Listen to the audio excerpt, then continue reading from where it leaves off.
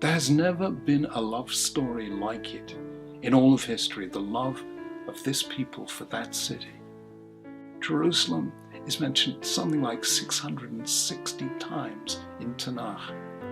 And even though the temple was destroyed twice, and even though the city has been besieged 23 times and captured and reconquered 44 times, Jews never ceased to pray for Jerusalem, about Jerusalem, and facing Jerusalem. Somehow it was where every Jewish prayer met and ascended to heaven. And there's been nothing like it. Other cities, other faiths may hold Jerusalem holy, but they have holier places. Rome, Constantinople, Mecca, Medina. Jews only had this one city. A tiny city, but somehow it was the place, said Maimonides, from which the divine presence was never exiled. Jews would never give up hope of Jerusalem. We never allowed it to escape our minds. In any of our prayers, at our weddings, we remember Jerusalem. Every time we comfort mourners, we say, Hamakom yanachem etchem b'toch sha'avelei Tzion v'Yerushalayim.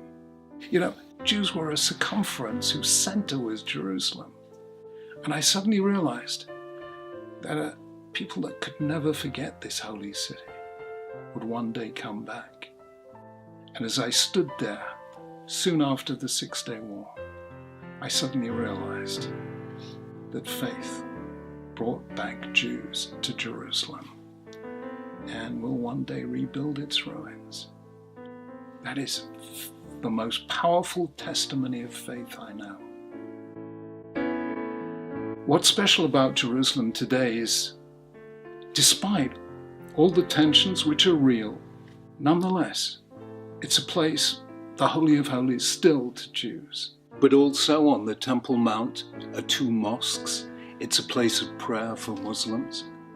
There in the Old City are some of the holiest churches in the whole of Christendom. So it is, nonetheless, a city of peace. One of the very few places in the Middle East, one of the very few places in the world, holy to 3 distinct faiths, where those faiths pray together in freedom and in peace. And that's come only under Israeli rule in the last 50 years.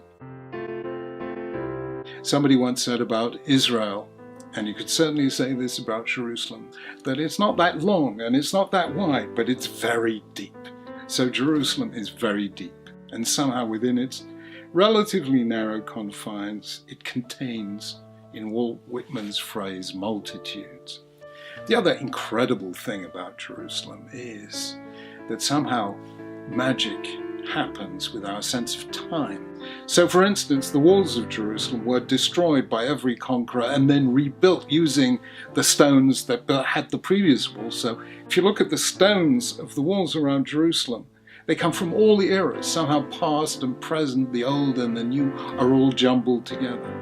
And then you think of this city, the oldest of the old, and yet Time magazine a couple of years ago listed Jerusalem as one of the top 5 in the world, which is an emerging center of high tech.